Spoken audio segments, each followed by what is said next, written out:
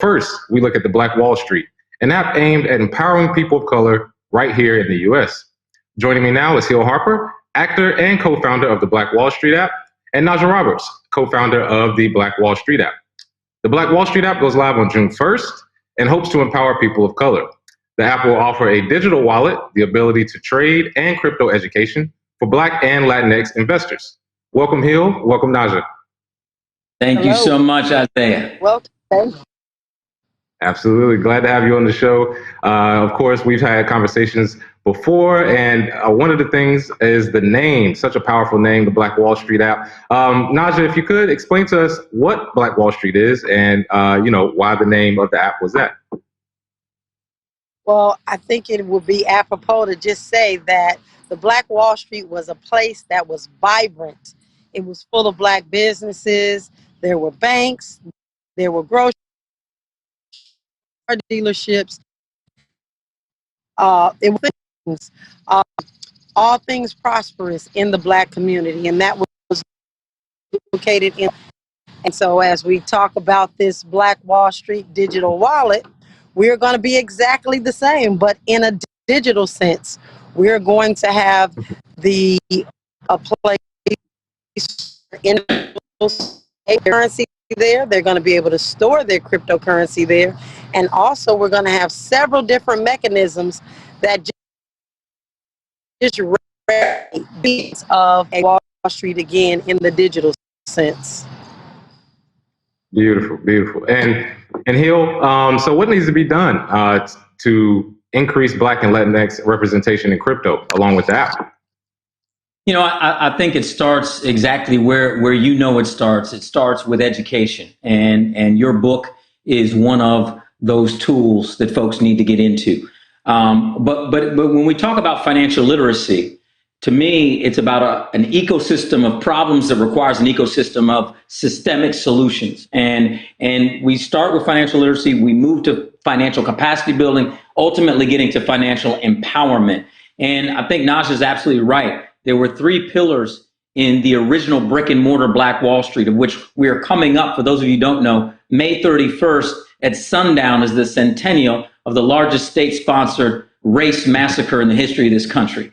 And there were three pillars in my mind that built wealth there. Pillar number one was institutional ownership. Pillar number two was institutional trust. And pillar number three was the movement of money or capital within the ecosystem, where a dollar changed hands 60 to 100 times. And back then that was up to a year. Right now, a dollar leaves the Black community within 6 to 7 hours. I believe if we don't own our own digital wallets and don't onboard and educate folks about digital currency and cryptocurrency concurrently, then that dollar will be leaving within 6 to 7 seconds. This is a cultural and economic imperative, because I truly believe you can't have social justice without economic justice. I agree with you there. And of course, with the app coming out, the three pillars you laid out, the reasons for this app, it may have been the reason why you needed to be out and talk to people in person. And we know that you've been on a beautiful Black Wall Street tour for the past few months. So tell us a little bit about the tour, Hill. How are things going, and how are things progressing? The tour has been led by Najah Roberts. And I want to tell you something about this dynamic, incredible sister that we're calling the young Harriet Tubman, leading our people out of financial slavery and bondage. When we first talked about a tour, I said, hey, let's take a look at the 10 most marginalized, most challenged counties and cities across the country for our community. Let's go there. Let's educate folks, and let's give away some Satoshis. Let's give away some big, let's do this. And she's like, Hill, 10 cities, let's look at it. It's not enough.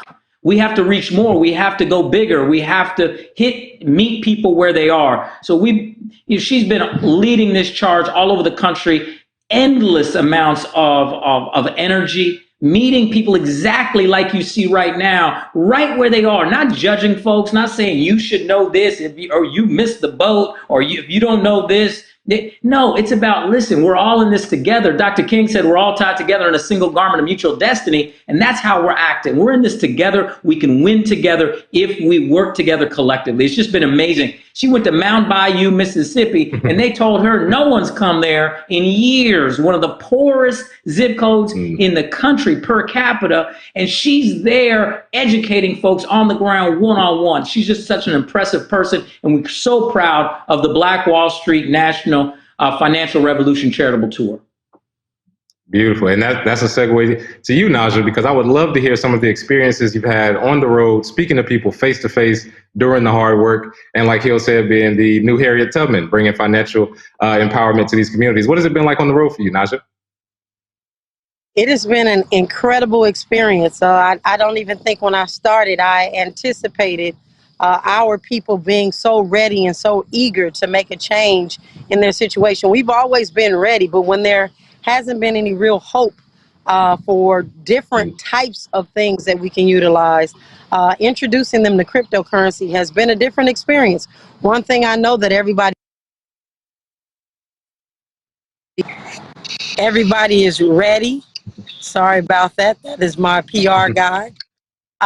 Everybody ready, willing, able across this country to make a difference in their families and their communities, and they're offering so much accessibility to themselves and to their communities. It's mind-boggling that we've been ready for this. We just now are in a position where we have a tool that we can utilize, being Bitcoin, to bring our community and take our community in a different trajectory than we've been in the past. So it's incredible. I love it.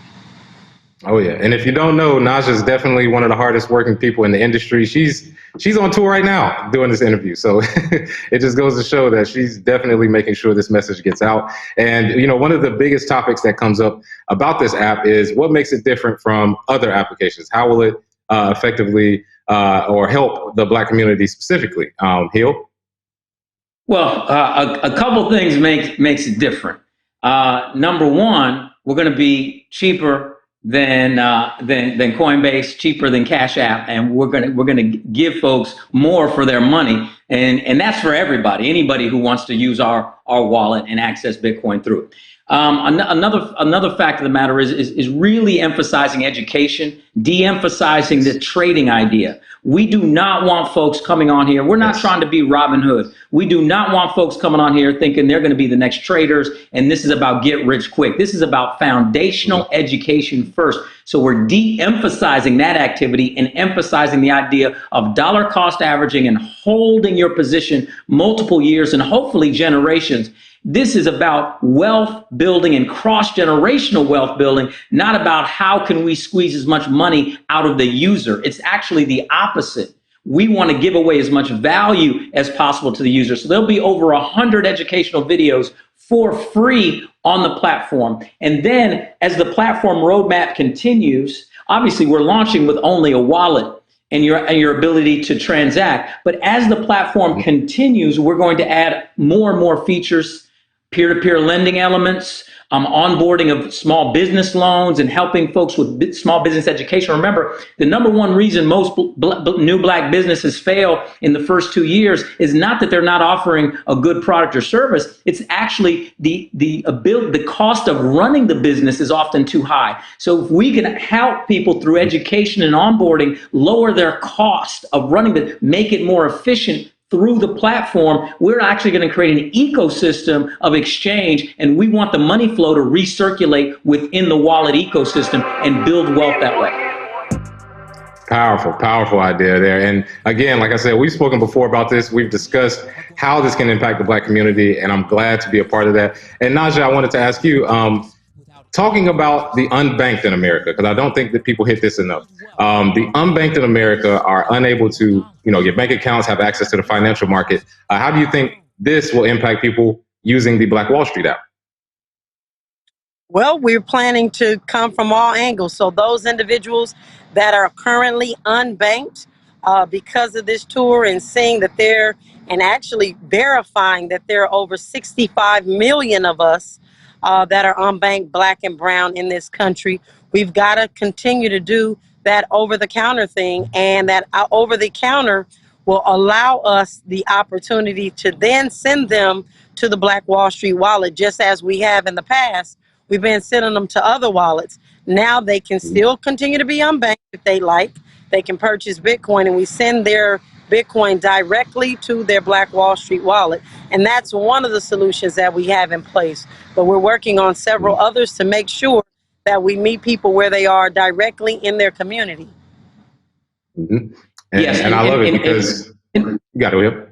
Isaiah, I was just going to say that when you really actually peel back the onion, 90 to 95% of the financial products and services that have historically been offered to Black, brown, and marginalized communities have been either predatory on their face or hidden predatory. What do I mean? Predatory on their face, we're talking about payday lenders, check cashing spots, rent to own. There was a report of a brother paid 600% interest over the life of a very low amount loan that he got. It's just ridiculous how much money gets ripped out.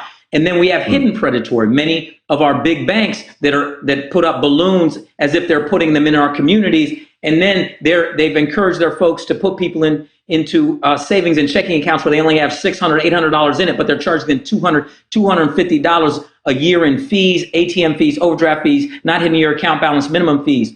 We, through a digital platform of financial services, we can repurpose all that money by saving folks that money and then encouraging them to invest it into ascending value asset classes like Bitcoin.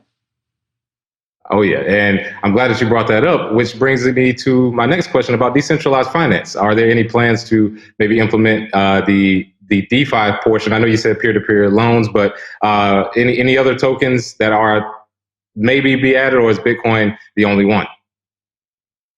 We have the ability to add as many and as much as we want. That's the beautiful thing. And I want people to understand this. It's been a labor of love. This is not a white label solution. We didn't license this technology. We have one of the best Black CTOs. There's a lot of people out there that think other folks is, what they say their ice is colder in technology, but that's not true. Our brother is brilliant. Brian Griffin, our CTO. And so we built this tech. We own this IP. We wrote this code. And so we are going to add many different pillars around decentralization and all of really listen to our community. Because it's not, again, the idea is we don't want to just throw things out there that look like shiny objects that folks get caught up in doing. We actually wanted to have a use case and a value for the community we're talking about. So, maybe we'll have some fun and say, hey, once you reach a certain number of Satoshis, that'll unlock your ability to then access other functionalities because you've proven that you understand that there's a base case of building a foundation of Satoshis before you move on to these others. We don't know exactly how we do it, but the beautiful thing, the tech exists that we could just flip a switch and offer a number of things. But we want to be very judicious and selective about that because we don't want to set our people up to fail because they've been burned so many times. The last thing we need is for 2 months, 3 months from now, someone to say, well, Hill, on your platform, I got into Space, Moon, Shibu, and Doge. And man, I've lost everything. I couldn't unload it. And man, you told me you were going to build wealth, but you took you aided and abetted in taking my wealth. And so we don't want to aid and abet. We want to educate, inform, and uplift. And that's the point I wanted to get to was that the tech is there, but people need to realize if you're a beginner, you should be sticking with Bitcoin as far as dollar cost averaging and building. And one of the things that's beautiful about Bitcoin is the ability to transact globally. Najah, are there any plans to have maybe Nigeria or Ghana or other countries where you can do international trade on that? I would say yes, but you know what? We've got such a need right here in the United States. I think that if we start here and we get a strong foundation, we can scale this wherever we are in the world. I think it's an incredible opportunity. Yes, and it's nothing stopping it, right? I mean, if you can transact globally as well as in the U.S., you can build, again, a digital Black Wall Street that's global, which is the goal. And I love to hear it. So again, the Black Wall Street app, we've discussed some of the features of it. We discussed some of the people that are a part of it. What are some of the barriers that you had to overcome in order to get this app up and running? Hill? Well, I'll tell you, there are a number of barriers to entry, and not the least of which has to do with cost factors, right? And the idea and what I've noticed in the space of launching a fintech, that when we talk about getting funding for diverse founders, whether it's people of color, Black folks, women, founders, what I've learned is that there will be a stream of funders who come, but the criteria that they use is an unequal criteria. In other words, they discount valuations, so they want a higher percentage ultimately of your company for less money. And here's the kicker that I never realized before, was that they want a value prop out of the gate. Where I think a lot of these young kids coming out of Stanford with a hoodie, they're like, man, you don't need to make money for the first 5 years because we know you're building an ecosystem. It's all good. It's the Jeff Bezos model. Lose money, give away value for years. And then at some point, it's going to be an amazing amount of value because you have this massive ecosystem. But for diverse founders, women, people of color, they're like, so you're going to charge a membership fee, right? No. Oh, okay. So okay, I got it. So you're going to launch with a card, and you're going to add on your fees on top of the card, that card, the debit card. No. Okay. So I get it. So you're going to charge more for the Bitcoin, and you're going to have really high exchange fees and all of that, so you can make up. No. So where's your value? I said the value's in the people. The value's in the people. And so for too long, and watch what I'm about to say here, because this is a strong statement. For too long, particularly in tech, we've allowed tech companies to monetize our community. And our community is the community that's made apps like Clubhouse, billion-dollar apps, apps like Twitter, billion-dollar apps. Yet, we have never owned them. This is an opportunity for us to monetize culture and keep the money circulating within our culture. And that doesn't mean y'all white folks who are out there, you can join the Black Wall Street too, right? We need you. We need partners. We need allies. It's not just for Black folk, but it is for our community, to help our community build wealth, uplift, and empower. And if you're on that line and you want to join that train, then come onto the Black Wall Street and open up a wallet and transact with us.